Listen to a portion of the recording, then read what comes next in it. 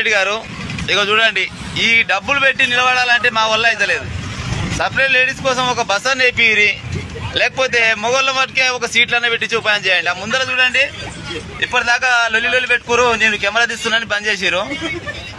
దయచేసి ఇగో డబ్బులు పెట్టి నిలబడాలంటే మా వల్ల అయితే లేదు. మీరు లేడీస్ కోసం సపరేట్ బస్సులనే పెట్టి ఉపాయం చేయండి, లేకపోతే మాకన్నా సపరేట్ బస్సులు పెట్టి ఉపాయం చేయండి.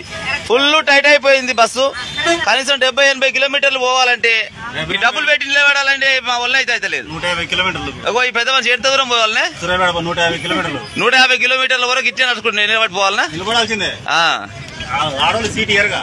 ఆడోళ్ళు ఎన్ని సీట్ ఇస్తారు? వాళ్ళంటే ఇప్పుడు వాళ్ళు బదనాం పెడతారు. అవసరమైతే మన మీద ఇళ్ళ ఉన్న బస్సులో ఉన్న మొగలు కూడా మన మీద దాడి చేస్తారు. ఒకసారి ఆలోచన చేయాలి రేవంత్ రెడ్డి గారు. మీరు ముఖ్యమంత్రి కాబట్టి ఇక జర చూడురి, మా బాధలు చూడండి.